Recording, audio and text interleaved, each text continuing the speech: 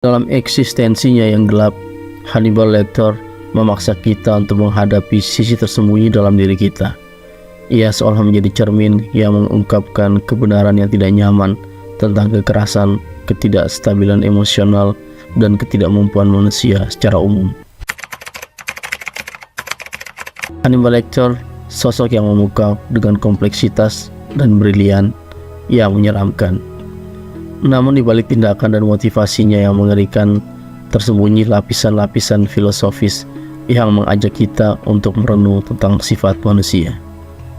Hannibal terlahir dari masa lalu yang dipenuhi dengan trauma dan kehilangan tak terbayangkan. Pembunuhan, tragedi yang terjadi pada adik perempuannya telah menciptakan kerentanan psikologis yang mendalam, memisahkannya dari nilai-nilai moral yang kontroversial. Kecerdasan luar biasa Hannibal memungkinkannya memiliki pengalaman yang tajam tentang sifat manusia. Ia mengetahui kelemahan dan kerentanan yang ada di dalam diri manusia, dan itu memicu keinginannya untuk menguasai dan memiliki kontrol atas orang lain. Setelah Hannibal mengetahui kelemahan dan kerentanan yang ada di dalam diri manusia, sesuatu yang menarik terjadi dalam pikirannya. Pengetahuannya tentang aspek gelap manusia membuatnya menyadari bahwa dengan menguasai dan memiliki kontrol atas orang lain, ia dapat mengendalikan kehidupan dan keberadaan mereka. Kontrol memberikannya kekuatan atas orang lain, memberikannya sensasi, kepuasan, dan keunggulan yang dia butuhkan untuk memenuhi kebutuhan psikologisnya. Keinginan Hannibal untuk menguasai dan memiliki kontrol atas orang lain tidak hanya muncul dari pemahamannya tentang kerentanan manusia, tetapi juga dari keadaan psikologis yang kompleks dalam dirinya sendiri. Sebagai seorang psikopat, ia mungkin merasakan kekosongan emosional yang dalam dan kebutuhan yang tak terpuaskan untuk mengontrol dan memiliki yang datang dari kekurangan empati dan rasa terhubung dengan orang lain. Hannibal melihat masyarakat sebagai tempat yang dipenuhi oleh kelemahan dan kejahatan. Dalam keinginannya untuk menegakkan suatu bentuk keadilan yang sadis, ia menganggap dirinya sebagai agen perubahan yang bertugas membersihkan dunia dari individu-individu yang dianggap sampah moral. Sensasi yang Hannibal rasakan mungkin berbeda dengan orang kebanyakan.